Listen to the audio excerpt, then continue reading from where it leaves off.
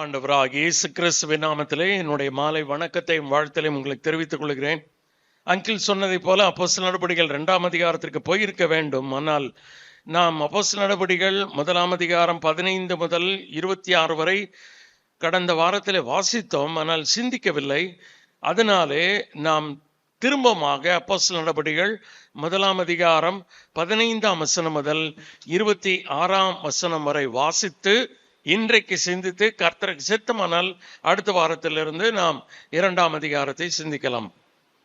1:15 முதல் 26ஆம் வசனம் வரை. அந்நாட்களிலே சீஷர்களில் ஏறக்குறைய 120 பேர் கூடியிருந்த போது அவர்கள் நடுவிலே பேதுரு எழுந்து நின்று, சகோதரரே, இயேசுவை பிடித்தவர்களுக்கு வழிகாட்டின யூதாசை குறித்து பரிசுத்த ஆவி தாவீதின் வாக்கினால் முன் சொன்ன வேத வாக்கியம் நிறைவேற வேண்டியதாயிருந்தது. அவன் எங்களில் ஒருவனாக எண்ணப்பட்டு இந்த ஊழியத்திலே பங்கு பெற்றவனாயிருந்தான். அநீதத்தின் கூலியினால் அவன் ஒரு நிலத்தை சம்பாதித்து தலைகீழாக விழுந்தான். அவன் வயிறு வெடித்து குடல்களெல்லாம் சரிந்து போயிற்று. இது எருசலேமில் உள்ள குடிகள் யாவருக்கும் தெரிந்திருக்கிறது. அதனாலே அந்த நிலம் அவர்களுடைய பாஷையிலே இரத்த நிலம் என்று அர்த்தம் கொள்ளும் அக்கெல்தாமா எண்ணப்பட்டிருக்கிறது. சங்கீத புஸ்தகத்திலே அவனுடைய வாசஸ்தலம் பாழாக கடவது, ஒருவனும் அதில் வாசம் பண்ணாதிருப்பானாக என்றும் அவனுடைய கண்காணிப்பே வேறொருவன் பெறக்கடவன் என்றும் எழுதியிருக்கிறது. ஆதலால் யோவான் ஞானஸ்நானம் கொடுத்த நாள் முதற்கொண்டு கர்த்தராகிய இயேசுவானவர் நம்மிடத்திலிருந்து உயர எடுத்துக்கொள்ளப்பட்ட நாள் வரைக்கும் அவர் நம்மிடத்தில் சஞ்சரித்திருந்த காலங்களில் எல்லாம் எங்களுடனே கூட இருந்த மனுஷர்களில் ஒருவன் அவர் உயிரோடு இருந்திருக்கிறதை குறித்து எங்களுடனே கூட சாட்சியாக ஏற்படுத்தப்பட வேண்டும் என்றான். அப்பொழுது அவர்கள் யுஸ்து எனப்பட்ட மறுநாமமுள்ள பர்சபா என்னப்பட்ட யோசேப்பும் மத்தியாவும் ஆகிய இவ்விரண்டு பேரையும் நிறுத்தி, எல்லாருடைய இருதயங்களையும் அறிந்திருக்கிற கர்த்தாவே, யூதாஸ் என்பவன் தனக்குரிய இடத்துக்கு போகும்படி இழந்து போன இந்த ஊழியத்திலும் இந்த அப்போஸ்தல பட்டத்திலும் பங்கு பெறுவதற்காக இவ்விரண்டு பேரில் தேவரீர் தெரிந்து கொண்டவனை எங்களுக்கு காண்பித்தரலும் என்று ஜெபம் பண்ணி, பின்பு அவர்களை குறித்து சீட்டு போட்டார்கள். சீட்டு மத்தியாவின் பேருக்கு விழுந்தது. அப்பொழுது அவன் 11 அப்போஸ்தலருடனே சேர்த்து கொள்ளப்பட்டான். நன்றி சகோதரரே. இந்த புஸ்தகத்தை யார் எழுதினார் என்று தெளிவாக சொல்லப்படவில்லை. ஆனால் தெய்யப்பிலுவே என்பதனாலே லூக்கா எழுதின சுவிசேஷமும் மகா கனம் பொருந்திய தெய்யப்பிலுவே என்று ஆரம்பிக்கிறதுனாலே 2 புஸ்தகங்களையும் ஒரே எழுத்தாளர் தான் எழுதியிருக்க வேண்டும் என்று நாம் உறுதியாக நம்பலாம். சரியா? ஒரு நபருக்கு அவர் ஒரு பெரிய அரசு அதிகாரியாக இருக்கலாம். அதனால்தான் மகா கனம் பொருந்திய தெய்யப்பிலுவே, ரோம அரசாங்கத்திலே ஒரு உயர் பதவியை உடையவராக இருந்திருக்கலாம். அவர் லூக்காவுக்கு நெருக்கமானவராக இருந்திருக்கலாம். ஆகவே அவர் மேல் பாரம் கொண்டு அவர் சுவிசேஷத்தை அறிய வேண்டும். சுவிசேஷத்தை அறிவது மட்டுமல்ல, சுவிசேஷம் பின்னாலே, சுவிசேஷத்துக்கு பின்னாலே, ஆண்டவர் பரமேறினதற்கு பின்னாலே என்ன நடந்தது என்பதை அவருக்கு எழுத வேண்டும் என்ற நோக்கத்திற்காகத்தான் அவர் எழுதினார். ஆனால் இன்றைக்கு அதனாலே திருச்சபை அதிக பயன்பெற்றிருக்கிறது. லூக்கா எங்குமே தன்னுடைய பெயரை அவர் குறிப்பிடவில்லை. லூக்கா என்று எப்பொழுதெல்லாம் வேதத்தில் வருகிறதோ அதெல்லாம் அப்போஸ்தலனாகிய பவுல் அவரை குறித்து எழுதியிருக்கிறார். பிரிய வைத்தியனாகிய லூக்கா. லூக்காவும் உங்களுக்கு வாழ்த்தல் சொல்லுகிறான் என்று சொல்லுகிறார். லூக்கா மாத்திரம் என்னோடு கூட இருக்கிறான் என்று சொல்லுகிறார். அப்போஸ்தலர் நடபடிகள் 16ஆம் அதிகாரத்திலிருந்து நாங்கள் போனோம் என்றெல்லாம் வரும், பன்மையில சொல்லப்பட்டிருக்கிறது. ஒருவேளை அதெல்லாம் லூக்காவும் சேர்ந்து போயிருக்கிறார். அப்ப பவுல் எங்கே போனாலும், கப்பர் சேதத்தில் இருந்தாலும் இவரும் இருந்திருக்கிறார், சிறைக்கு போனாலும் அங்கே இருந்திருக்கிறார். வேற யாரும் பவுலோடு அவ்வளவு நெருங்கி இருக்கவில்லை. ஏனென்றால் 2 தீமோத்தேயுவிலே பவுல் சொல்லுகிறார், எல்லாரும் என்னை விட்டு போய்விட்டார்கள், லூக்கா மாத்திரம் என்னோடு இருக்கிறான். இதனால் தான் ஆண்டவர் இவரை பயன்படுத்தினார். எல்லாம் பேரெல்லாம் நிறைய சொல்றாரு. 10ஆம் வசனத்திலிருந்து 2 தீமோத்தேயு 4ஆம் அதிகாரம் 10லிருந்து படிப்பீர்களானால் நிறைய பேருடைய பெயரை பவுல் எழுதிவிட்டு அந்த கடைசி நிருபத்தை நிறைவு செய்கிறார். அதிலே ஒவ்வொருடைய குணத்தை குறித்து அவர் எழுதுகிறார். அதிலே லூக்கா மாத்திரம் என்னோடு இருக்கிறான், எல்லாரும் என்னை விட்டு போய்விட்டார்கள், யாரும் எனக்கு துணை நிற்கவில்லை, கர்த்தர் என்னோடு எனக்கு துணையாக நின்று என்று அவர் சொல்லுகிறார். மனிதர்களில் லூக்கா மாத்திரம் அவரோடு இருந்திருக்கிறார். ஒருவேளை பவுல் மறைத்த பிறகு லூக்காவும் கொல்லப்பட்டிருக்கலாம். ஏனென்றால் பவுலோடு இருந்தவர்கள் ஏன் பவுலை விட்டு போனார்கள் என்றால், பவுலுக்கு நேர்ந்த கதிதான் தனக்கும் ஏற்படும் என்ற பயம். ஆனால் லூக்கா அதை குறித்து பயப்படவில்லை. அவர் மருத்துவ ரீதியாக மருத்துவர், வெளியில் போய் நல்லா சம்பாரிச்சிருக்கலாம், பெரிய ஆள், பெயர் புகழோடு வாழ்ந்திருக்கலாம். ஆனால் அதெல்லாம் உதறி தள்ளிவிட்டு கர்த்தருக்காய் வாழ்ந்து மரித்திருக்கிறார். கர்த்தர் இப்படிப்பட்ட மக்களைத்தான் பயன்படுத்துகிறார். எனக்கு தெரிந்த ஒரு மருத்துவர் இருந்தார், காசிமேடு, ராயபுரம் பகுதியிலே. அவர் சென்னை பொது மருத்துவமனையிலே, அந்த காலத்தில் சர்ஜன்லாம் கம்மி, அறுவை சிகிச்சை நிபுணர்கள். அவர் தண்டையார்பேட்டையில் ஒரு கிளினிக் வைத்திருந்தார். நான்லாம் சின்ன பையனா இருக்கும்போது எங்கள் அம்மா கூட்டிகிட்டு அவர்கிட்ட தான் கூட்டு போவாங்க. அடிக்கடி கட்டி வரும், உடனே அந்த டாக்டர் தான் கூட்டு போவாங்க. பயம். ஏன்னா இன்றைக்கு இருப்பதை போல மயக்க மருந்தெல்லாம் கொடுத்து பண்ண மாட்டாங்க. கத்தி நேர கிழித்து இருக்கக்கூடிய சீழ் பிதுக்கி விட்டு மருந்து போட்டு காயம் கட்டி அனுப்பி விடுவார். அதனால எல்லா சின்ன பிள்ளைகளுக்கும் அவரை பார்த்து பயம். அறுவை சிகிச்சை நிபுணர். ஒரு கட்டத்தில் அவரும் M Viswanathan, M V hospital for diabetes தெரியும்ல, ராயபுரத்துல இருக்கு, அண்ணா நகர்ல இருக்கு, இன்னும் பல்வேறு இடங்கள்ல இருக்கு, பெரிய மருத்துவமனை. எம் விஸ்வநாதன் அந்த பேரிலே தான் எம்வி ஹாஸ்பிட்டல் ஃபார் டயபெட்டிஸ். அவரும் இவரும் ஒன்றாக வேலை செய்தார்கள். அப்பொழுது இந்த மருத்துவர் பேர் கிறிஸ்தவர். ஆனால் ஒரு கட்டத்தில் அவர் ரட்சிக்கப்பட்டார். ரட்சிக்கப்பட்டு இந்த எம் விஸ்வநாதன் அவர்களும் இந்த டாக்டரும் வெளியில வந்து நாம் பெரிய மருத்துவமனை ஆரம்பிக்கலாம் என்று திட்டமிட்ட வேளையில இந்த டாக்டர் சொன்னார், இல்லை, உங்களோடு கூட சேர்ந்து நான் செய்ய முடியாது, அவிசுவாசிகளோடு அந்நிய நோக்கத்திலே பிணைக்கப்பட முடியாது. ஏன்னா அவர் எம் விஸ்வநாதன் வந்து பணம் சம்பாதிக்க, ஆனால் இரு வருகிறது மக்களுக்கு சேவை செய்ய. அதனால இருவரும் மருத்துவமனை ஆரம்பிக்க முடியவில்லை. ஒருவேளை இந்த டாக்டர் நினைத்திருந்தால், அவரோடு சேர்ந்திருந்தால், இவரும் பெரிய பணக்காரராயிருப்பார். அவருக்கு ஒரு சிலைய எம்வி ஹாஸ்பிட்டல் ஃபார் டயபெட்டிஸ்ல வச்சிருப்பாங்க. ஆனா அதெல்லாம் அவர் விரும்பவில்லை. வெளியில வந்தார், காஸ்பல் கிளினிக் என்று ஆரம்பித்தார். ஏழை மக்கள், காசிமேடு பகுதியிலே மீனவர்கள், ஏழைகளுக்கு பணம் இல்லை என்றால் அவர்களுக்கு இலவசமாய் சிகிச்சை அளித்து வந்தார். மிகவும் தாழ்மையாக வாழ்ந்தார். வீட்டிலே பெரும் பகுதி நிலத்தை சபைக்காக கொடுத்தார். இதெல்லாம் எப்படி தெரியும்னு கேட்குறீங்களா? நான் முத ரட்சிக்கப்பட்டது அங்கதான். அவங்க வீட்டுக்குள்ள நுழையும் போது முன்னால் கொஞ்சம் தோட்டம் இருக்கும், பின்னால சின்ன வீட்டிலே தான் அவர் குடியிருந்தார். அவ்வளோ பெரிய இடமும் அவருடைய இடம். நுழையும் போது அப்படியே ஒரு பரலோகத்தில் நுழைவது போல. உண்மையா சொல்றேன், நான் கிட்டத்தட்ட 39-40 வருஷத்துக்கு முன்னால, ஐயோ பூமியிலே இவ்வளவு சந்தோஷமா இருக்கிறது, பரலோகம் எவ்வளவு சந்தோஷமா இருக்கும், அப்படித்தான் நான் நினைத்தேன். ஏன்னா தேவ பிரசன்னம் இருந்ததை நான் உணர்ந்தேன். பிரியமானவர்களே, தனக்கென்று அவர் எதுவும் வைத்துக் கொள்ளவில்லை. அதே போலதான் லூக்காவும். லூக்கா பெயர் எங்கும் தெரியாது, ஆனால் அவரை குறித்து பவுல் எவ்வளவு உயர்வாய் எழுதி இருக்கிறார். நம்முடைய வாழ்க்கையும் அப்படித்தான் இருக்க வேண்டும். ஒருவேளை பவுல் என்னுடைய பெயரை 2 தீமோத்தேயு 4 எழுதுவாரானால் என்ன சொல்லி எழுதியிருப்பார்? இதை நாம் யோசித்து பார்க்க. நேற்றுக்கு இரவிலே எங்கள் குடும்ப ஜபத்தில் இந்த பகுதியை தான் வாசித்தோம். இப்போ என் மகனை பிடித்தது சொன்னேன். ஒவ்வொரு கேரக்டர் பார்த்தியா, தேமாவிலே ஆரம்பித்து கர்த்தர் வரைக்கும் போகிறார். ஒவ்வொருத்தருடைய கேரக்டர். இப்ப என்னை குறித்து ஆண்டவர் அங்கே எழுத வேண்டும் என்றால் என்ன எழுதுவார்? அதுதான் முக்கியம் இல்லையா? மற்றதெல்லாம் நிற்காது. எதுவும் நிரந்தரம் இல்லை. நம்முடைய உயிர், நம்முடைய வாழ்க்கை, நம்முடைய செல்வம், நம்முடைய சொத்துக்கள் எதுவுமே நிரந்தரம் கிடையாது. எந்த நேரத்தில் ஆண்டவர் அழைப்பு வந்தால் போக வேண்டியதான். நான் ஒரு ஊழியத்தை முடிச்சுட்டு துங்கம்பாக்கத்தில் வண்டியில் வர்றேன், திடீர்னு ஒரு வண்டி ஆடுது. என்னன்னு பார்த்தா கண்ணாடியில லாரிக்காரன் நடிச்சிட்டான். பெரிய லாரி, முன்னாலே வேகமாக போக முடியாது, என்ன வாகனங்கள் போகிறது.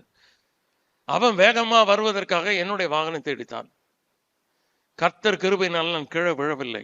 அவன் இடித்த இடிக்கு நான் கீழே விழுந்து நசுங்கி செத்துருக்கணும். நடந்திருந்தால் ஒரு 8 நாள் ஆயிருக்கும் நான் இறந்து. கர்த்தர் என்னை பாதுகாத்தார். நான் ஏன் இது சொல்லுகிறேன்?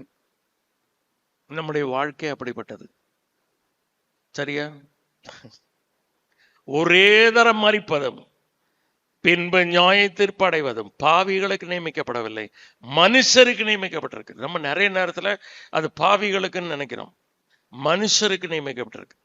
It is appointed unto men once to die and afterwards judgment. அப்ப மரித்தால் அடுத்து நேர கிறிஸ்துவ தான் போய் சந்திக்கணும். பூமியில என்ன பண்ணுவாங்க? அதான் என் பையன்ட்ட சொன்னேன், இப்படி நடந்தா என்ன நடந்திருக்கும்னா, என் பாடியை கொண்டு வந்து ராயபுரத்துல வச்சு எல்லாம் சாட்சி சொல்லுவாங்க. ஆனா அதை பற்றி யாருக்கு பாடிக்கு தெரியுமா? தெரியாது. நான் அங்க போனா அங்க வண்டவாளம் தெரியும். நீ பூமியில எப்படி வாழ்ந்தாய் என்று ஆண்டவருக்கு நான் கணக்கு கொடுக்கணும். பூமியில மனிதர் பேச எதுவும் டெட் பாடி கேட்காது. கேட்குமா? ஆண்டவர் ஒருவேளை என்கிட்ட சொன்னா சொல்லுவார், ஏன்னா உன்னை பத்தி கீழே புகழ்ந்து தள்ளுகிற பொய் பேசி கொண்டிருக்கிறார்கள். எவ்வளவு உன்னை பற்றி புகழ்ந்து பேசுறாங்க பாத்தியா? ஆனா உன்னை குறித்து எனக்கு தான் தெரியும் என்று ஆண்டவர் சொல்லுவார். உண்மை இல்ல? உண்மையா இல்லையா? பிரியமானவர்களே, அதை அப்படித்தான் வாழணும். இன்னைக்கு அப்படிப்பட்ட வாழ்க்கை விசுவாசிகளுக்கு தரிசனம் இல்லாமல் போறது. நம்ம அநேக நேரத்துல மேற்கத்திய நாடுகளை குறித்து அந்த மக்கள்லாம் ஆண்டவரை விட்டார்கள் என்னெல்லாம் பேசிக்கொண்டிருக்கிறோம். இந்திய சபைகளும் அப்படித்தான் இருக்கிறோம். நாம அப்படித்தான் இருக்கோம். ஒரு 40-50 வருஷத்துக்கு முன்னால இருந்த கிறிஸ்தவம் இன்றைக்கு இல்லை. ஊழியர்கள் இன்றைக்கு இல்லை. பிரசங்கிமார்கள் இல்லை. விசுவாசிகள் இல்லை. உண்மை. நானும் அப்படி இல்லை. அதான் பயமா இருக்கு. பிரியமானவர்களே, நாம் அதிகமாய் ஜாக்கிரதையா இருக்க வேண்டிய ஒரு காலகட்டம். ஆண்டவருக்கு பயந்து வாழ வேண்டிய கட்டம். நிர்விசாரமாய் வாழக்கூடாது. நான் சொல்றேன்ல, ஊழியன் ஏதோ ஆண்டவர் பழைச்சு போன்னு விட்டார், அவன் அடிச்ச அடிக்கு வண்டியில ஒரு டேமேஜ் கிடையாது. என் வண்டியை பாருங்க, அந்த லாரிக்காரன் இடித்த இடுக்கு நான் பறந்து போய் கீழே விழுந்து அந்த சக்கரம் என் தலையில ஏறி இருக்கணும். இதான் உண்மையா நடக்க வேண்டியது. கர்த்தர் ஒரு சேதமின்றி பாதுகாத்தார். பழைச்சு போடா மகனே, இன்னும் உனக்கு வாய்ப்பு தருகிறேன் என்று கொடுத்திருக்கிறார். அவ்வளவுதான். பிரியமானவர்களே, இதுதான் நம்முடைய வாழ்க்கை. கிறிஸ்துவை சந்திக்க நாம் ஆயத்தப்பட வேண்டும். சரியா? ஆண்டவர் எவ்வளவு நாள் கொடுப்பாருன்னு தெரியாது. யாருக்கு எவ்வளவு காலம் எந்த நிலையில வாழ்வோம் என்று நிச்சயம் இல்லாத ஒரு உலகம். லூக்காலாம் என்ன மாதிரி கணக்கு முடிச்சுட்டு போயிருக்கார் பாருங்க. நித்திய காலம் வரைக்கும் அவருக்கு இந்த பெருமை இருக்கும். ஒரு சுவிசேஷத்தை எழுதின பாக்கியம், ஒரு சரித்திரத்தை எழுதின பாக்கியம். சரித்திரம் யாருமே பைபிள்ல எழுதல. நிருபங்களை பலர் எழுதி இருக்கிறார்கள். சுவிசேஷங்களை பலர் எழுதி இருக்கிறார்கள். வேதத்திலே சரித்திரத்தை எழுதின பாக்கியம் புறஜாதி மருத்துவராகி லூக்காக்கு மாத்திரமே உடையது. காரணம் என்னன்னா, தனக்கென்று எதையும் அவர் வைக்கவில்லை. தனக்கு பெயர் உண்டாக, புகழ் உண்டாக, பணத்தை சேகரிக்க, உலகத்திலே செல்வாக்கு. பவுல் கப்பல்ல வராரா, கூட போய் சேதம் ஏற்படுகிறதா, ஏடு பட்டினியா, அடியா அடி, காவலா காவல், மரணமா மரணம். அதனால தாங்க இவ்வளவு பெரிய புஸ்தகம் எழுத முடிஞ்சிச்சு. ஏன் வேற யாராலும் எழுத முடியவில்லை? இந்த மனிதர் ஐ விட்னஸ். ஆண்டவர் ஒருவரை பயன்படுத்துகிறார் என்றால் அதுக்கு பின்னாலே எல்லாரையும் ஆண்டவர் பயன்படுத்துகிறது இல்லை. நம்ம கவனமா இருக்கணும். நான் செயல்படலாம், இல்லாவிட்டால் ஆண்டவர் என்னை பயன்படுத்தலாம். நம்ம கேட்க வேண்டிய கேள்வி, நான் செயல்படுகிறேனா, ஆண்டவர் என்னை பயன்படுத்துகிறாரா? ஆண்டவர் பயன்படுத்தினவர்கள் பயன்படுத்த வேண்டும் என்றால் சில தகுதிகள் இருக்கிறது. தானாக செயல்பட வேண்டும் என்றால் யார் வேண்டாலும் செய்யலாம். ஆண்டவரே வேதத்தில் சொல்லி இருக்கிறார், சுயமாய் பேசுகிறவன் சுய மகிமை தேடுகிறான், தன்னை அனுப்பினவருடைய மகிமை தேடுகிறவனோ உண்மை உள்ளவனா இருக்கிறான், அவனிடத்தில் அநீதி இல்லை. பார்த்தீங்களா? ரெண்டு விதமா பேசுறவங்களை பற்றி ஒரே வசனத்துல ஆண்டவர் இயேசு கிறிஸ்து சொன்னார். சுயமாய் பேசுகிறவன் சுய மகிமை தேடுகிறான். இப்ப சுயமா பேசுற மக்கள் இருப்பாங்க. அவங்க நோக்கம் என்ன?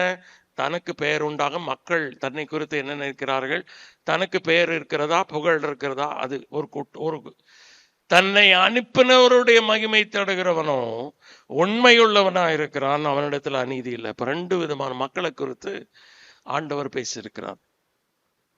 சரியா? இப்ப ஆண்டவர் என்னை குறித்து என்ன நினைக்கிறார் என்பதுதான் முக்கியம். அதான் நிற்கும், மற்றதெல்லாம் போயிடும். இப்ப நிறைய ஊழியர்கள் நம்ம கூட அடக்கம் பார்த்திருக்கிறோம், கலந்து கொண்டோம். எத்தனை பேரை நம்ம நினைவில் வச்சிருக்கிறோம்? இல்ல, நம்மளும் அப்படிதான் ஆயிடுவோம். என் மகன்கிட்ட அதை சொன்னடே, கொஞ்ச நாள் பேசுவாங்கடா, அப்புறம் என்ன மறந்துடுவாங்க. அவ்வளவுதான் லைஃப். மக்கள் மறந்துடுவாங்க, மனைவி பிள்ளைகளே மறந்து விடுவார்கள். This is life. ஆனால் அங்கே நிற்கிறது தான் உண்மையானது. இந்த பயம் ஒவ்வொரு விசுவாசிக்கும் அவசியம். இது நல்ல பயம். தேவையில்லாத பயம் நமக்கு நிறைய இருக்கு.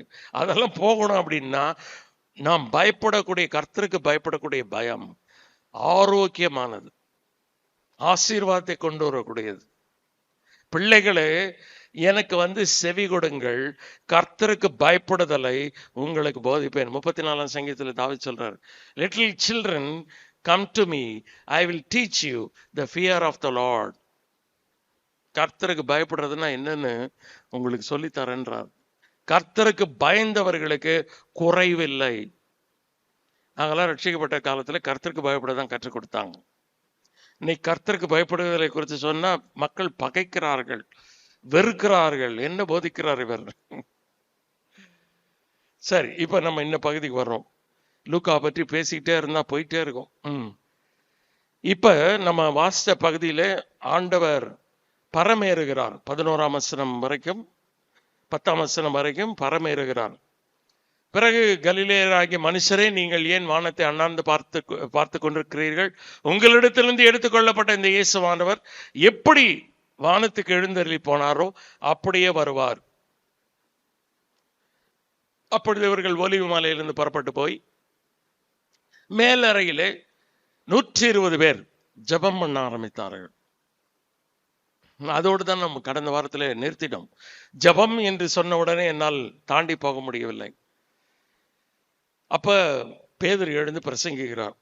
என்ன செய்கிறார்? 16ஆம் வசனத்திலே, சகோதரரே, இயேசுவை பிடித்தவர்களுக்கு வழிகாட்டின யூதாசை குறித்து பரிசுத்த ஆவி தாவீதின் வாக்கினால் முன் சொன்ன வேத வாக்கியம் நிறைவேற வேண்டியதாய் இருந்தது. பாருங்க, யூதாஸ் காரியோத்து 12 அப்போஸ்தலர்களில் ஒருவன்.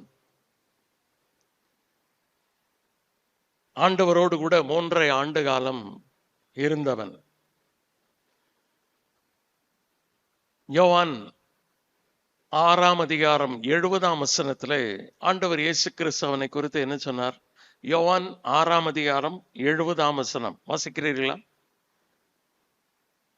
யோவான் எழுதின சுவிசேஷம் 6ஆம் அதிகாரம் 70ஆம் வசனம். இயேசு அவர்களை நோக்கி, 12 உங்களை நான் தெரிந்து கொள்ளவில்லையா? 12 பேரை தெரிந்து கொள்ளவில்லையா? உங்களுக்குள்ளும் ஒருவன் பிசாசா இருக்கிறான். திடீர்னு பிசாசா மாறலவன். நான் தெரிந்து கொண்ட போதே அவன் பிசாசத்தான் இருக்கான். பிசாசு பின்னால் நுழைஞ்சான். ஆனாலும் உங்களில் ஒருவன் பிசாசா இருக்கிறான் அப்படின்னு ஆண்டவர் சொன்னார். சீஷர்களுக்கு சந்தேகமே வரல. சீஷர்கள் யாராவது இப்போ சொன்னாரு. அப்புறம் மேலறையில் உட்கார்ந்து பேதுரு ஆண்டவர் மார்பிலை சாய்ந்து கொண்டிருந்த யோவானை பார்த்து கேட்கிறார், யார் அது? உங்களில் ஒருவன் என்னை காட்டி கொடுப்பார், உங்களில் ஒருவன் பிசாசா இருக்கிறான்னு ஆண்டவர் சொன்னாரு. யாராவது கேட்டாங்களா, ஆண்டவரே அந்த மனுஷன் யாரு? யாரும் கேட்கல. ஆண்டவரை யார் என்பது சொல்லவில்லை. மேலறையிலே ஆண்டவர் தெளிவா சொன்னார், உங்களில் ஒருவன் என்னை காட்டி கொடுப்பார். அப்ப யாரு? நானும் எல்லாருக்கும் பயம் வந்துருச்சு. ஐயோ, நானா இருப்பனோ? யாருமே அந்த யூதாஸ் காரியத்து மேலே சந்தேகப்படவில்லை. பேதுருக்கு மட்டும் கொஞ்சம் ஆசை. யோவானை பார்த்து கேட்கிறார், யாருன்னு கேளு, நீதான் மார்பில் சாய்ந்து கொண்டிருக்கிறாய். ஆண்டவரே யார்? நான் இந்த துணிக்கையை தோய்த்து எவனுக்கு கொடுக்கிறேனோ அவன் தான் சொல்லி துணிக்கையை தோய்த்து யூதாஸ்க்கு கொடுத்தார். அப்ப யார் சீஷர்கள் சொல்லியிருக்கணும்ல, இவர் தான் துணிக்கையை தோய்த்து யாருக்கு கொடுப்பேன், அவன் தான் யூதாஸ் தான். யாருக்கு சந்தேகம் வரலங்க. ஏன்? மாயமாலம், ஹிப்போக்ரசி. தேவ பக்தியின் வேஷத்தை தரைத்து அதன் பலனை மறுதலிப்பார்கள். இப்படிப்பட்டவர்களை விட்டு விலகு. பவுல் எழுதுகிறான், தேவ பக்தியின் வேஷம். அப்படிதான் போட்டிருந்தான் அவன். ஆண்டவருக்கு தான் இருதயம் தெரியும். இவங்களுக்கு யாருக்குமே சந்தேகம் வரல. நீ செய்ய போறது சீக்கிரம் செய்ய அப்படின்னாரு. பண்டிகைக்கு ஏதோ வாங்க அனுப்புறான். ஏன்னா வந்தா கேஷியர் பணம் வச்சிருந்தான், அனுப்பிட்டாரு. அப்ப கூட யாருக்கும் சந்தேகம் வரல.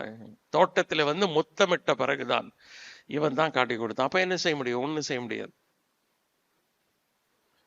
பிரியமானவர்களே, அவனை குறித்து ஆண்டவர் சொன்னது மட்டுமல்ல, தாவீதே சொல்லி இருக்கிறார். என்னெல்லாம் சொல்லி இருக்கிறார்னு சொல்லி பேதுரு எழுந்து பிரசங்கிக்கிறார். என்ன பிரசங்கிக்கிறார்? அவன் எங்களில் ஒருவனாக எண்ணப்பட்டு இந்த ஊழியத்திலே பங்கு பெற்றவனாக இருந்தான். ஒருவனாக எண்ணப்பட்டு, தனித்து இல்லை, 12 பேர்ல ஒருத்தனா இருந்தான். அநீதத்தின் கூலியினால் அவன் ஒரு நிலத்தை சம்பாதித்து, என்ன கூலி அது? ஆண்டவரை காட்டி கொடுத்ததுக்காக 30 வெள்ளிக்காசு நிலத்தை வாங்கினான், சம்பாதித்தான், தலைகீழாக விழுந்தான். அனுபவித்தானா? நம்ம சுவிசேஷங்கள்ல வாசிக்கல எங்குமே. அவன் நாண்டு கொண்டு செத்தான் அப்படி மட்டும் வாசிக்கிறோம். மத்தேயு 27ஆம் அதிகாரத்தில் யூதாஸ் குற்றமில்லாத ரத்தத்தை காட்டி கொடுத்தனால் பாவம் செய்தேன் என்று அவன் மனஸ்தாபப்பட்டு, அவனால் தாங்க முடியல குற்ற உணர்வு. இவரை போட்டு இப்படி அடிக்கிறாங்களே. கயிறு எடுத்தான், நேர போய், ஒருவேளை அவன் வாங்கின நிலம்தான், அங்க போய் தூக்கு போட்டான்.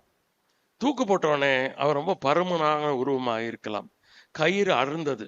அதனாலதான் நிலத்தை தலைகீழாக விழுந்தான். நேர கூட விழலைங்க, தலைகீழா விழுந்திருக்கான். கயிறு அறுந்து விட்டது. அவன் வயிறு வெடித்து குடல்கள் சரிந்து போயிற்று. யூதாசே, 30 வெள்ளிக்காசுக்கு ஆசைப்பட்டாயே, என்ன அனுபவித்தாய்? ஆண்டவர் வேண்டாம், எனக்கு 30 வெள்ளிக்காசான் வேண்டும் என்று ஆசைப்பட்டாய். அதை அனுபவித்தாயா? அந்த நிலத்துக்கு என்ன பேரு? இரத்த நிலம், அக்கல்தமா. பைபிள்ல சில வார்த்தைகள் அப்படியே போடப்பட்டிருக்கு, மொழிபெயர்க்காமல்.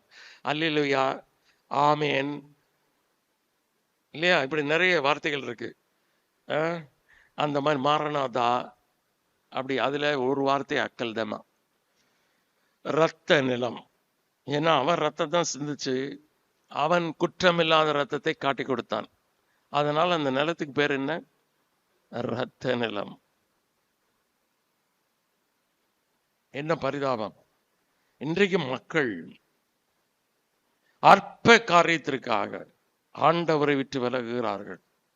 பல இடங்களுக்கு நான் போய் பார்த்தா விசுவாசிகள், ஒரு காலத்துல சபையில இருந்த மக்கள் பின்னால காணும். எங்க பார்த்தா உலகத்தை நேசித்த 4:10 நான் சொன்னல, 2 தீமோத்தேயு 4:10 தேமா இப்பிரபஞ்சத்தை மேல் ஆசை வைத்து என்னை விட்டு பிரிந்து தெசலோனிக்கே பட்டணத்துக்கு போய்விட்டான். இப்ப நேரம் இல்லாதனால நான் 2 பேரை குறித்து சொல்லல. லூக்கா பற்றி நிறைய பேசினேன். லூக்காவை குறித்தும் தேமாவை குறித்தும் கொலோசியர் 4ஆம் அதிகாரம் 14ஆம் வசனத்துல பவுல் சொல்றார். பிரியமான வைத்தியனாகிய லூக்காவும் தேமா உங்களுக்கு வாழ்த்தல் சொல்லுகிறார்கள். அப்ப லூக்கா இருக்காரு, தேமா இருக்காரு பவுலோட. 2 பேரும் சேர்ந்து வாழ்த்தல் சொல்வதாக வேதத்துல அவனுடைய பெயர் இடம்பெறுகிறது, தேமா. ஆனா கொஞ்ச காலம் ஆகி பவுல் தன் வாழ்நாளின் இறுதியில வந்து விட்டார். பவுலுடைய கடைசி நிருபமாகிய 2 தீமோத்தேயு எழுதும்போது 4ஆம் அதிகாரம் 10ஆம் வசனத்துல தேமா இப்பிரபஞ்சத்தின் மேல் ஆசை வைத்து என்னை விட்டு பிரிந்து தெசலோனிக்கே பட்டணத்துக்கு போய்விட்டான். ஏங்க பவுல் விட்டு பிரியணும்? பவுல் கூட இருந்தா அவன் பிரபஞ்சத்தை நேசிக்க முடியாது. பவுல் என்ன சொல்வாரு? தேமா, ஒருவன் உலகத்திலும் அதில் உள்ளவைகளிலும் அன்பு கூறக்கூடாது. அன்பு கூர்ந்தால் அவனிடத்துல பிதா அன்பு இல்லை. இவன் பார்த்தான், இந்த பவுல் கூட இருந்தா எப்ப பார்த்தாலும் ஜெபம் பண்ணு, பைபிள் படி, புஸ்தகங்களை படி, ஆவிக்குரியவனாயிரு, பரிசுத்தமாயிருன்னு சொல்லுவாரு. பவுல் விட்டு வேலைக்கு போயிட்டா ஜாலியா இருக்கலாம். அதனாலதான் என்னை விட்டு பிரிந்து. நிறைய பேர் அப்படித்தான் இருக்காங்க. இந்த பிரசங்கியார கூப்பிட்டா பரிசுத்தமாயிரு, மனம் திரும்பு, வேற என்னதாங்க சொல்றது? உலகத்துல அன்பா இரு நான் சொல்ல முடியும்? பாவத்தை செய்ய நான் சொல்ல முடியும்? தேவன் அன்பாகவே இருக்கார், நீ என்ன செஞ்சாலும் கண்டுக்க மாட்டார் நான் பிரசங்கம் பண்றது? அப்படிதான் மக்கள் விரும்புகிறார்கள். பவுல் அப்படி அல்ல. பவுல்கிட்ட மாட்டினா கொள்ளைக்காரனாகிய ஒனேசிமும் பரிசுத்தவானாய் திரும்பி போவான். அப்படித்தான் நம்ம இருக்கணும். நம்ம கிட்ட வந்தா ஒண்ணு அவன் திருந்தி வாழணும், இல்லைன்னா நம்மளை வேண்டான்னு விட்டு ஓடி போயிடணும். உலகத்தை நேசிச்சான்னா நம்மளை விட்டு ஓடி போயிடணும். இல்ல ஆண்டவரை நேசிச்சான்னா நம்மளை விடாம பிடிச்சுக்குவான். ஒனேசிமை பவுல் வைக்கணும்னு பார்த்தாரு. ஏன்னா அவன் திருட. அவன் பிலமோன் என்ற எஜமான இடத்துல திருடி விட்டு நேர பவுல் கையில மாட்டினான். பவுல் அவனை கிறிஸ்துவுக்குள் நடத்தினார், திருந்தினான். அதுதான் இன்னைக்கு விசுவாசிகள் என்ன நினைக்கிறாங்க, அப்படியே வாழணும்னு நினைக்கிறாங்க. ரட்சிக்கப்பட்டா கூட பழைய பாவத்தில் வாழ வேண்டிய இருக்க முடியாது. ஒருவன் கிறிஸ்துவுக்குள் இருந்தால் புது சிருஷ்டியா இருக்கிறான், பழையவைகள் ஒழிந்து போன எல்லாம் புதிதாயின. பவுல் ரட்சிக்கப்படுறதுக்கு முன்னால சபையை பாழாக்கினார், ரட்சிக்கப்பட்ட பின்பு சபையை கட்டினார். இப்ப பவுல் திரும்ப சபையை பாழாக்கினார்னா அவர் ரட்சிக்கப்பட்டவரா? ஒனேசிமு திருடன், கொள்ளைக்காரன், ரட்சிக்கப்படுறதுக்கு முன்னாலே. இப்ப அவனை திரும்பமா பிலமோனுக்கு அனுப்புகிறார். இப்பொழுது உமக்கு அவன் பிரயோஜனம் உள்ளவன். திருடனா திரும்ப போனான்னா அவன் ரட்சிக்கப்பட்டவனா? இல்லை. தேமாவால தாக்கு பிடிக்க முடியல. ஐயோ, இந்த பவுல் கிட்ட இருந்தா எந்நேரம் பார்த்தாலும் ஜெபம் பண்றாரு. மக்கள் புறக்கணிப்பார்கள். சரியா? என்ன இவரை வச்சுக்கிட்டா இதெல்லாம் செய்ய முடியாது, நைஸா அவரை அனுப்பி விட்டுரு. அப்படிதான் அவன் நினைச்சான். தேமா என்ன பண்ணிட்டான், உலகத்து மேல ஆசை வந்துருச்சு. ஏண்டா கொஞ்ச நாள் தாக்கு பிடிச்சிருந்தீங்கன்னா பரலோகம் போனீங்கன்னா எவ்வளவு கிரீடா காத்திருக்கு. பவுலை விட்டு விலக ஆரம்பிச்சான். தெசலோனிக்கு போகணும்னு ஆசைப்பட்டான். அதனாலதான் பவுல் எழுதுகிறார், லூக்கா மாத்திரம் என்னோடு இருக்கிறான். பாத்தீங்களா, 2 பேரும் ஒன்னா இருந்தாங்க. கொலோசேருக்கு எழுதும் போது கொஞ்ச காலம் கழித்து எழுதும் போது ஒருத்தன் பிரிஞ்சு போயிட்டான். அதனாலதான் எலியா கேட்டாரு, எந்த மட்டும் 2 நினைவுகளால் குந்தி குந்தி நடப்பீர்கள், கர்த்தர் தெய்வமான அவரை பின்பற்றுங்க, பாகால் தெய்வமான ஓடி போயிருங்க. 2 பேரும் ஒரே நேரத்தில் சேவிக்க முடியாது. ஒருவன் உலகத்தில் அன்பு கூர்ந்தால் அவனிடத்தில் பிதாவின் அன்பு இல்லை. உலக சிநேகம் தேவனுக்கு விரோதமான பகை. இன்னைக்கு உலகமும் வேணும், ஆண்டவர் வேணும்னு நினைச்சு நிறைய பேர் நினைக்கிறாங்க. 2 போட்டை பிடிச்சிட்டு காலை வச்சிங்கன்னா நடுவில் தொப்புன்னு விழணும். ஏதாவது ஒரு போட்டில் தான் ஏற முடியும். ஒரு போட்டு பரலோகம் போற போட்டு, இன்னொரு போட்டு நரகத்துக்கு போற போட்டு. 2துலையும் கால் வைக்க முற்படாதிருங்கள். 2 பாதை, வழி விசாலமான பாதை, குறுகிய பாதை. 2 பாதையிலும் ஒரே நேரத்தில் பயணிக்க முடியாது. கெட்டுக்கு போகிற வாசல் விசாலமாயும் அநேகர் போகக்கூடிய பாதை அது. கிறிஸ்தவ பாதை என்பது வழி நெருக்கமா இருக்கக்கூடிய பாதை. அதுல போறதே கஷ்டம், எங்க திரும்பினாலும் இடிக்கும். அதுதான் கிறிஸ்தவ வாழ்க்கை. இதுல ஜாலியா இருக்கலாம் பிரதர், ஒரு கஷ்டமும் கிடையாது. அப்புறம் கடைசியில் பரலோகம். கடைசியில் அது முடிவு என்ன? பரலோகம் இல்லை, மரணம். கேட்டுக்கு போகிற வாசல் ஆண்டவர் சொன்னார், ஜீவனுக்கு போற வாசல். கேட்டுக்கு போகிற வாசல், கேட்டுக்கு போகிற வழி. சரியா? இவன் அந்த பாதையை தான் செலக்ட் பண்ணிட்டான். கூடையே இருந்தான் 3.5 வருஷம். 11 பேரும் ஒன்றாக நின்றார்கள், இவன் தனித்து நின்றான். சீஷர்களுக்கு சந்தேகமே வரவில்லை. பிரியமானவர்களே, விசுவாசிகளாக நாம் நம்முடைய இருதயத்தை குறித்து அதிக கவனமா இருக்க வேண்டும். இவன் எல்லாம் செஞ்சான். ஆண்டவர் குணப்படுத்த போகும்போது கூடையே போயிருப்பான். ஆண்டவர் மரித்தோரிலிருந்து எழுப்பும் போது கூடையே இருந்திருப்பான். ஆண்டவர் ராபோஜனத்தை ஏற்படுத்தும் போது கூடையே இருந்தான். ஆண்டவர் கால்களை கழுவும் போது கூடையே இருக்கான். லாசரும் கல்லறைக்கு போகும்போது கூட போயிருப்பான். எவீரனுடைய மகளை உயிரோடு எழுப்பும் போது கூடையே இருந்திருக்கான். இருதய கடினம் பார்த்தீங்களா? நம்ம இப்படி பாவத்தில் இருக்கிறோமே ஒரு உணர்வு கூட கிடையாது. அவனை குறித்து ஆவியானவர் என்ன எழுதியிருக்கிறாரு? சங்கீத புஸ்தகத்திலே நான் 20ஆம் வசனம் வாசிக்கிறேன். அவனுடைய வாசஸ்தலம் பாழாக கிடவது, ஒருவனும் அதில் வாசம் பண்ணாதிருப்பானாக என்றும். அது 69ஆம் சங்கீதம் 25ஆம் வசனத்தில் இருக்கிறது. 69ஆம் சங்கீதம் 25ஆம் வசனம் வாசிக்கிறீங்களா? 69, 25.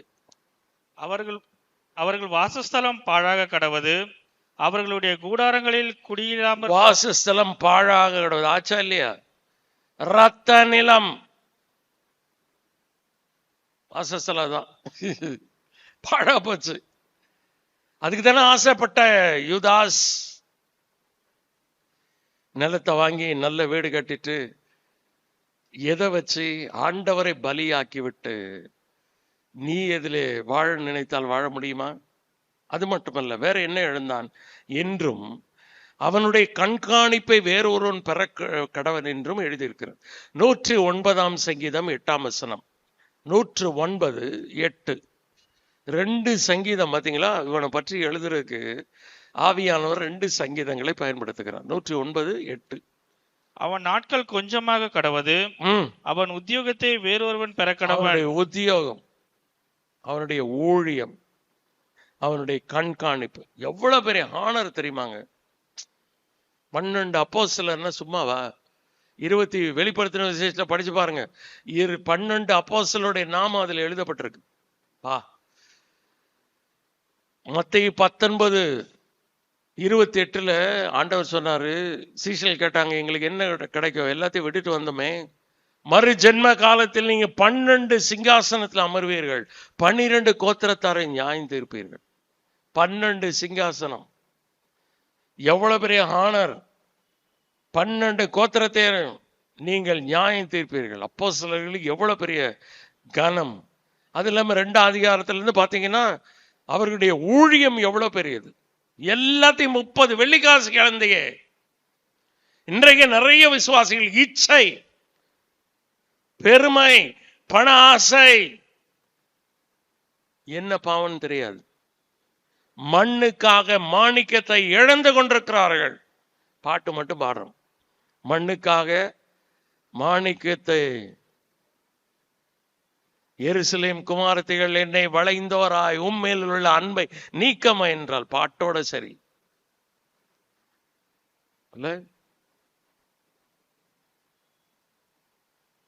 ஆண்டவர் தான் இங்க பூரண அழகுள்ளவர். அவருக்காக யாரையும் இழக்கக்கூடாது. எதையும் யாரையும் அவருக்காக இழக்கலாம், ஆனால் யாரையும் எதையும் பெறுவதற்கு ஆண்டவரை ஒருபோதும் இழக்கக்கூடாது. யூதாஸ் இழந்தான், சரியா? தேமா இழந்தான்.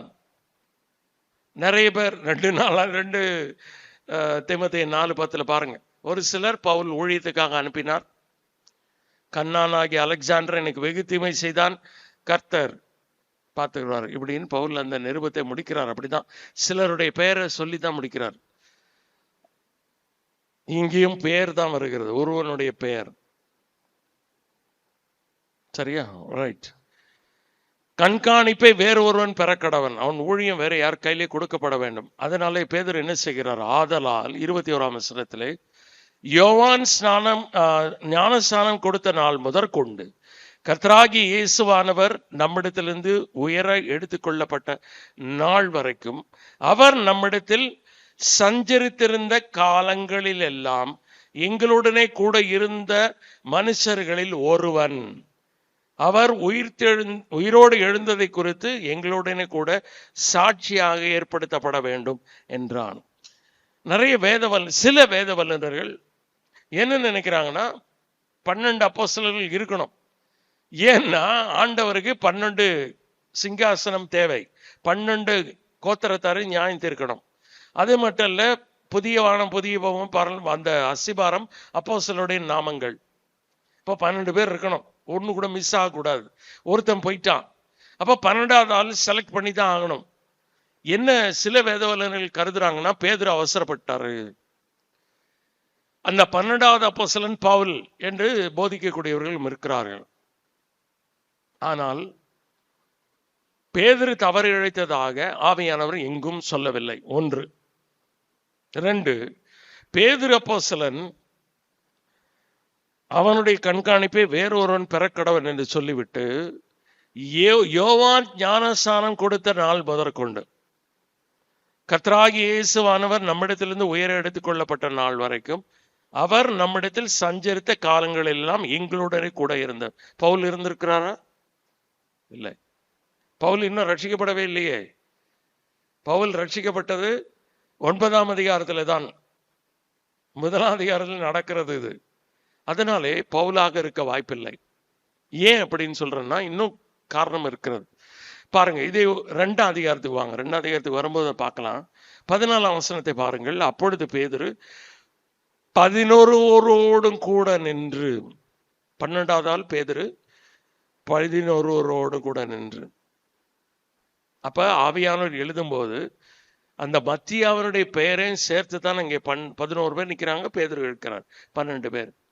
இன்னும் 6ஆம் அதிகாரத்துக்கு வாங்க. அப்பெல்லாம் பவுல் ரட்சிக்கப்படவில்லை இல்லையா? 6ஆம் அதிகாரம் 2ஆம் வசனம்.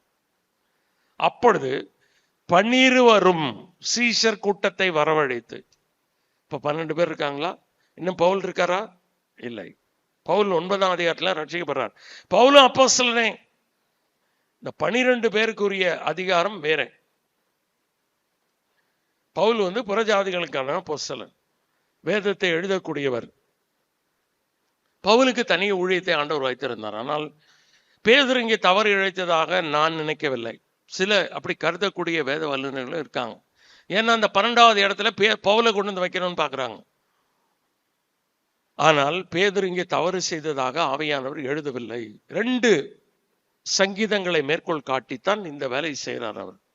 அப்ப அவர் தவறு செய்ததாக நாம் வேதத்துல வாசிக்கிறதில்லை. சரி, இன்னொன்னு அவங்க என்ன சொல்றாங்கன்னா, இந்த மத்தியாவின் பேருக்கு சீட்டு விழுந்ததில்ல, இந்த மத்தியாவனுடைய பெயர் இங்கே தவிர வேற எங்கேயும் எழுதப்படவில்லை அப்படின்னு சொல்றாங்க. ரைட்.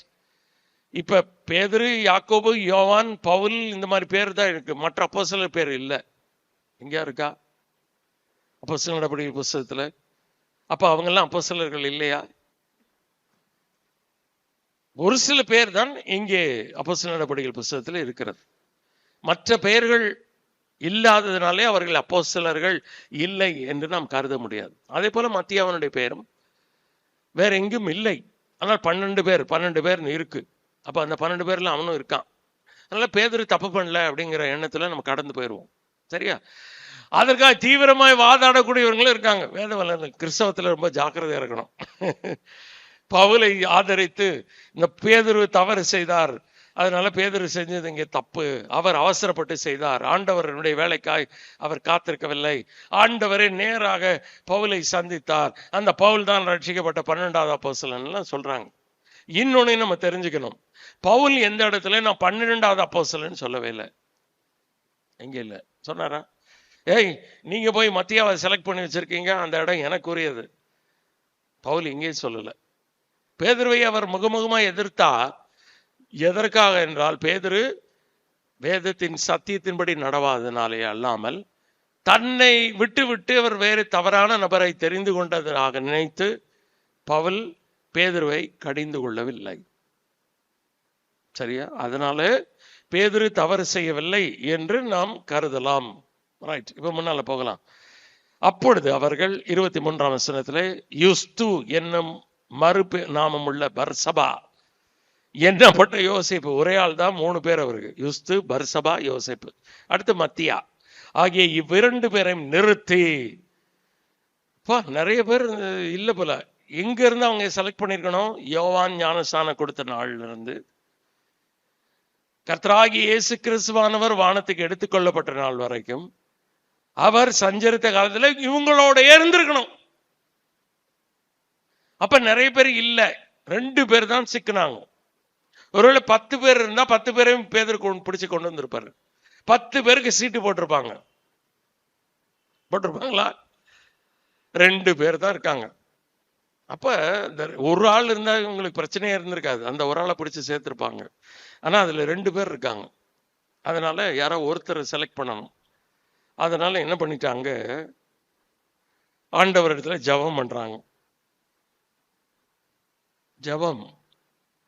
அதனால பேதுரு தவறு செய்திருக்க வாய்ப்பில்லை என்று நாம் கருதலாம்.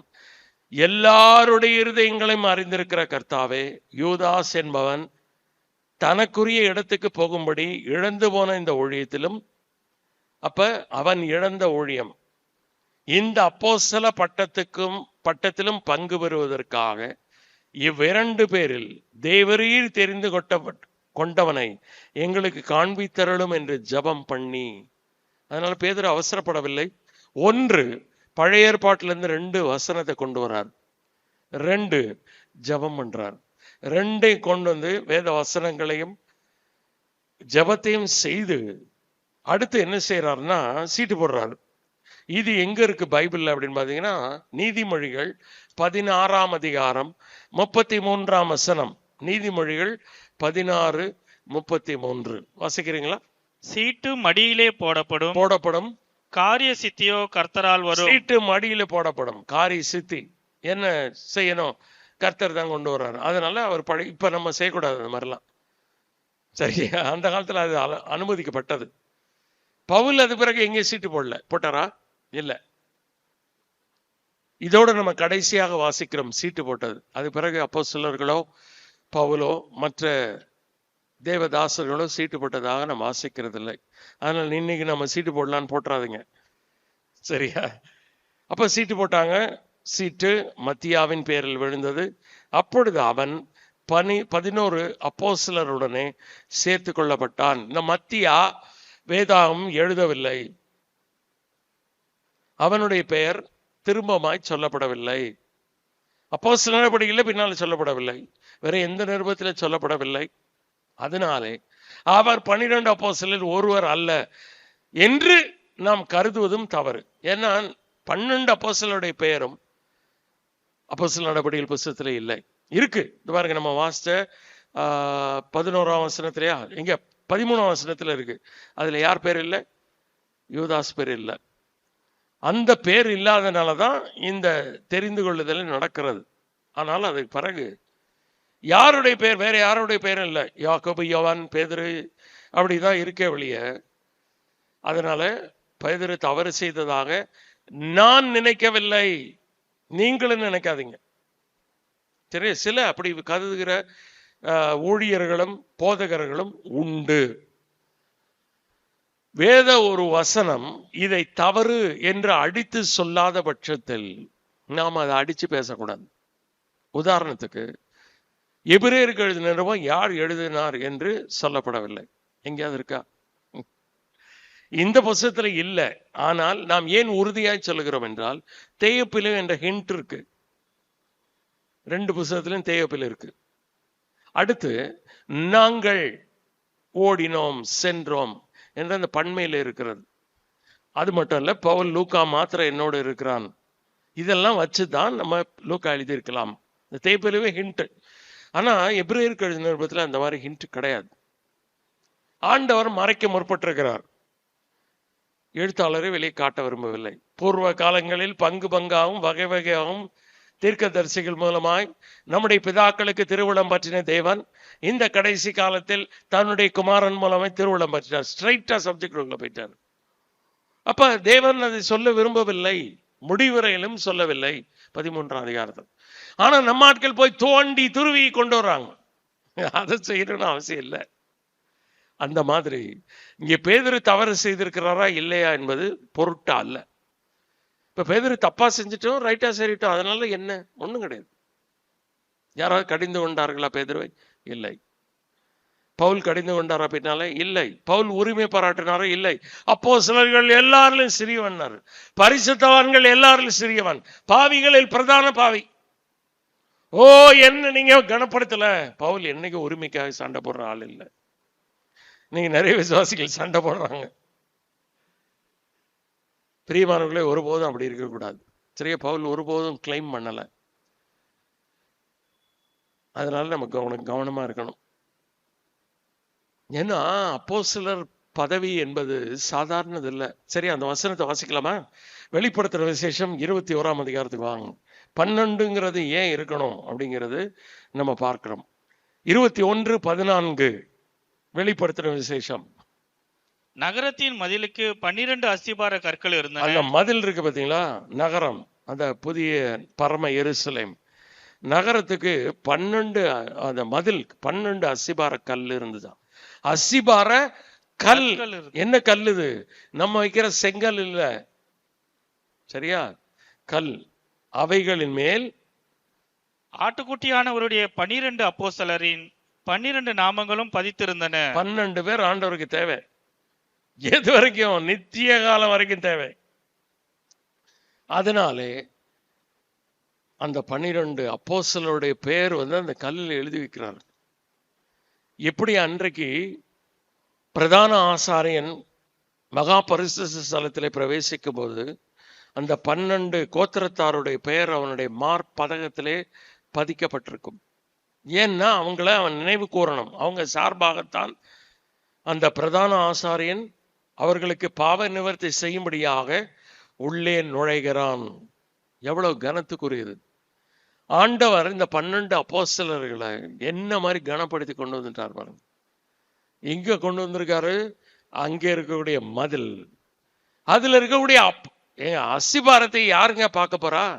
இப்ப இந்த கட்டடம் அஸ்திபாரம் நீங்க எவ்வளவு ஆழத்துல போட்டீங்க, என்ன கல்லை வச்சு போட்டீங்க, யாருக்குன்னா தெரியுமா?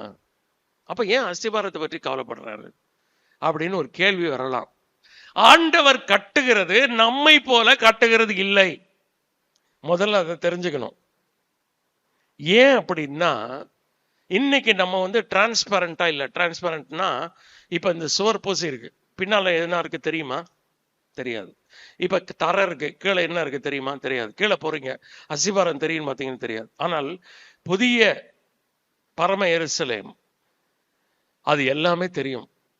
என் அஸ்திபாரம் கூட ஆண்டவர் விலை உயர்ந்த கற்களினால் தான் கட்டுறாரு. வெளிப்படுத்தினது 21, 22 படிச்சு பாருங்க. அப்ப அது மாளிகை எப்படி இருக்கும் யோசிச்சு பாருங்க. அஸ்திபாரத்தையே இப்படிப்பட்ட கற்களால கட்டுறாரு அப்படின்னா அந்த ஒரு கல்லை கூட நம்மளால வாங்க முடியாது இன்றைக்கு. இப்ப ஆண்டவர் ஏங்க என்ன வரல? இந்த மாதிரி கற்களினால் தன்னுடைய சபை, தன்னுடைய மனவாட்டி, தன்னோடு கூட வாழும்படியாய் ஆண்டவர் கட்டி கொண்டிருக்கிறார். இதை விட்டுட்டு ஏங்க அற்ப காரியத்துக்கு நம்ம பின்னால ஓடிட்டு இருக்கோம்? என் ஆண்டவர் என்னை குறித்து என்ன நினைக்கிறார்? மனவாட்டியாய் திருச்சபை என்னோடு கூட வந்து வாழ்வதற்கு 2000 வருஷம் அஸ்திபாரம், விலை உயர்ந்த அஸ்திபாரம் உள்ள கற்களினாலே இன்னும் கட்டி கொண்டிருக்கிறார். நம்ம குறிச்சி அவர் எவ்வளவு நினைச்சு வச்சிருக்கிறாரு. இன்னைக்கு அற்ப காரியம், ஃப்ரெண்ட்ஸுக்காக, சொந்தக்காரர்கள் தப்பா நினைப்பாங்க பிரதர், நண்பர்கள் என்னை கோச்சுக்குவாங்க, எனக்கு இதுக்கு வரலன்னா கொஞ்சம் பணம் போயிடும், சொத்து போயிடும், இதுக்காக ஆண்டவர் இயேசு விட்டு விலகிற கூட்டம் அதிகம். ஆண்டவர் இயேசு கிறிஸ்து இந்த பூமியில் இருந்தபோது அதிகாரிகளில் அநேகர் அவரை விசுவாசித்தார்கள். வாசிக்கலாமா? யோவான் 12 அதிகாரத்துக்கு வாங்க. எல்லாம் பைபிள் இருக்கு, நானே சொல்லல. சரியா?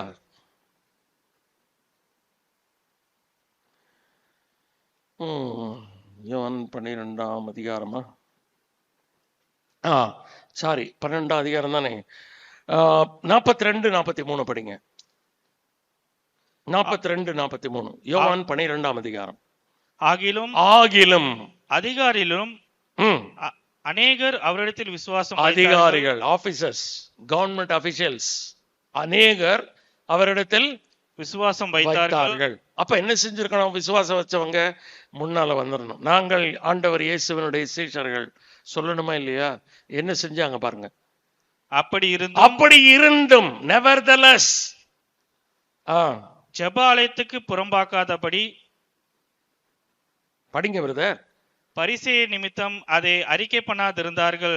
ஜெபாலயத்தை விட்டு எங்களை வெளியே தள்ளிடுவாங்க. இந்த ஆண்டவர் இயேசுதான் நாங்க எங்களை மேசியான்னு ஏத்துக்கிட்டா எங்களை ஜெபாலயத்துக்கு வராதுன்னு சொல்லிடுவாங்க. பரிசேயர்களுக்கு பயந்தாங்க. ஜெபாலயத்தை விட்டு நாங்க வெளியில போக கூடாது. ஏன் அப்படின்னா அடுத்த வசனத்தை பாருங்க. அவர்கள் அதிகாரிகள் தேவனால் வருகிற மகிமை மகிமையிலும் மனுஷரால் வருகிற மகிமையை அதிகமாய் விரும்பினார்கள். They loved the praises of men more than the praises from God. ஜபாலயத்தை விரும்பினாங்க. ஜபாலயத்தில் இவர் இருக்கணும். ஆண்டவர் இல்லாத ஜபாலயம் என்ன? இவர் தான் தேவன். என்ன பண்ணிட்டாங்க? தேவன் வேண்டாம், எங்களுக்கு ஜபாலயம் வேணும். எங்களுக்கு பரலோகம் வேண்டாம், எங்களுக்கு பூமியில் இருக்கக்கூடிய சமுதாயம் வேணும். என்ன முட்டாள்தனம்! நரகத்தில் போய் எவ்வளவு கதறி அழுவாங்கன்னு யோசிச்சு பாருங்க. ஐயோ, இவ்வளவு கிட்டத்தில் நாங்கள் ஆண்டவரை வைத்திருந்தோம், ஆண்டவரை நாங்கள் விசுவாசித்தோம், ஆனால் மனிதர்களுடைய புகழ்ச்சிக்காக, மனிதர்களுடைய அங்கீகாரத்துக்காக நாங்கள் இந்த ஆண்டவரை வெளியே அறிக்கை செய்யவில்லை, இங்கே வந்து விழுந்தோம். கதறக்கூடியவர்களுடைய கூட்டம் அதிகமா இருக்கும் நரகத்தில். நிறைய ஊர்களுக்கு போறாங்க, நான் பல சபைகளுக்கு போறேன். இன்றைய காலகட்டத்தில் நிறைய பேர் பின்வாங்குகிறார்கள். ஒன்னு அவிசுவாசிகளை இச்சித்து அவங்களோட ஓடி போயிடுறாங்க, ஆண்டவரை விட்டு ஓடி போயிடுறாங்க. இந்த ஆண்டவர் வேண்டாம். ஒன்னு நான் முஸ்லீமை லவ் பண்ணிட்டேன் ஓடிடுறேன், இல்லை இந்துவை லவ் பண்ணிட்டேன் ஓடிடுறேன், இல்லை எங்கேயோ ஓடிடுறேன், இல்லை சொந்தக்காரங்க கேட்குறாங்க நான் ஓடிடுறேன். ஒரு குடும்பத்தை விரட்டிக்கிட்டே இருக்கேன் நான். அவர் என்ன பண்றாரு தெரியுமா? ஒரு காலத்தில் வந்து ஞானஸ்தானம் எடுத்த ஆள், பேரெல்லாம் சொல்ல மாட்டேன், ஆண்டவரை விட்டு பின்வாங்கினார். போராடுறேன் நான் இன்றைக்கு வரைக்கும், பல ஆண்டுகளாக. நான் டெய்லி காலையில் எழுந்து என்னுடைய ரட்சிக்கப்படாத உறவினர்களுக்காக, என்னுடைய எல்லாருக்கும் ஜெபம் பண்ணிட்டேன், அந்த குடும்பத்துக்கு தான் ஜெபம் பண்றேன். இன்றைக்கு வரைக்கும் போராடுறேன். நான் சொல்றேன், அவர் பேர் ரவி. ரவி, இந்த உலக வாழ்க்கை நிரந்தரம் கிடையாது. சொந்தக்காரங்க, நண்பர்கள் எல்லாரும் போயிடுவாங்க. நம்ம தனியாக ஆண்டவரை ஃபேஸ் பண்ணணும். ஜாக்கிரதையா இரு ரவி, நீ ஆண்டவர்களில் வான.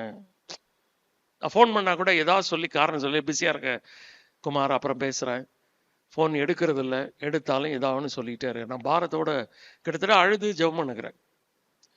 பாருங்க, அற்ப காரியம். உறவினர்கள் தள்ளி விடுவார்கள்.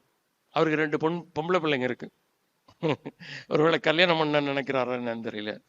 பாருங்க எப்படி யோசிக்க ஆரம்பித்து விட்டார்கள்.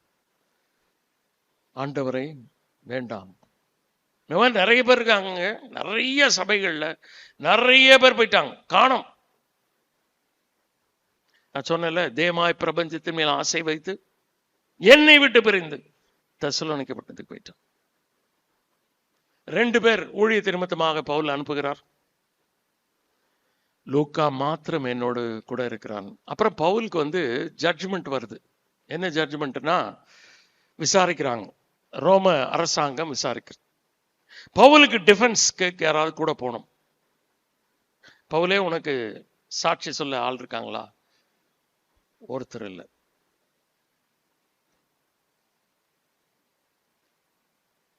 கர்த்தரோ எனக்கு துணையாக நின்று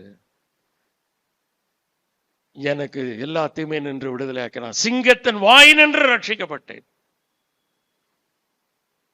ஏங்க சொல்லுங்க, இப்ப பவுலுக்கு என்ன கிரீடங்கள் காத்திருக்கு பாருங்க. அப்போஸ்தலர்கள் எல்லாருமே இரத்த சாட்சிகளை மறித்தார்கள். பேதுருவை தலைகுலா சிலுவையில் அரைஞ்சாங்க. யோவானை நான் சொன்னல, கொதிக்கிற எண்ணெயில போட்டாங்க, ஆண்டவர் காப்பாற்றினார். எதுக்கு? இப்ப என்ன லாரி இடிச்சு நான் சாகல, அந்த லாரி இடிச்ச இடிக்கு நான் செத்துருக்கணும். எனக்கு மிரக்கலா இருக்கு. ஒரு டேமேஜ் ஆகும், வண்டி கூட ஒன்றும் ஆகலைங்க. இந்த வண்டிலாம் சீக்கிரத்தில் விழுந்துரும்.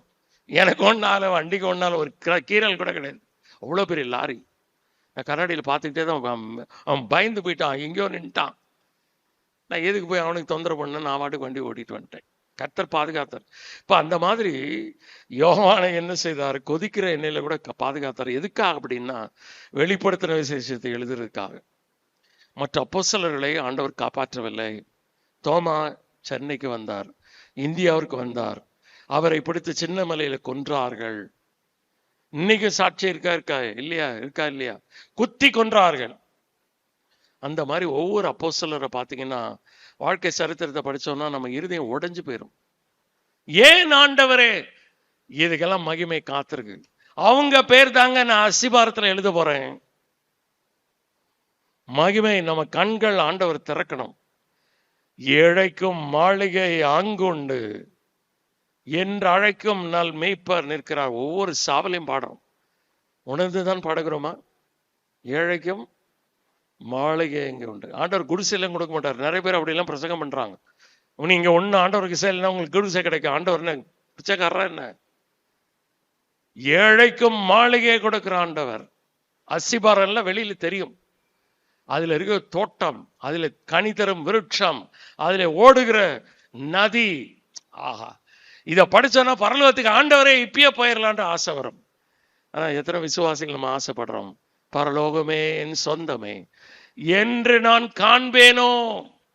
இது வாயின் வார்த்தையா இருக்கக்கூடாது, சாவீட்ல பாடுற பாட்டா மட்டும் இருக்கக்கூடாது, என் அனுபவமா இருக்க வேண்டும். அப்பதாங்க என் நேசரை நான் நேசிக்கிறேன். பவுல் சொல்றாரு, இந்த தேகத்தை விட்டு பிரிந்து கிறிஸ்துவுடனே கூட எனக்கு ஆசை உண்டு, அது அதிக மேன்மையா இருக்கும். ஆகிலும் நான் சரீரத்தில் தரித்திருக்கிறது உங்களுக்கு பிரயோஜனம், அதனால அந்த ஆசையை கொஞ்ச நாள் தள்ளிட்டு பூமியில இருக்கேன். கிறிஸ்டியன் ஜீவன் சாவு எனக்கு ஆதாயம். Christ is my life, death is my gain. எனக்கு லாபம் தான் எல்லாமே. இப்ப சொல்லுங்க, இன்றைக்கு ஆண்டவர் என்ன அழைத்தால் நான் பரலோகத்தில் என்ன சேர்த்து வச்சிருக்கேன்? இந்த பயம் ஒருத்தருக்கும் தேவை. பரலோகத்திலே உங்கள் பொக்கிஷங்களை சேர்த்து வையுங்கள்.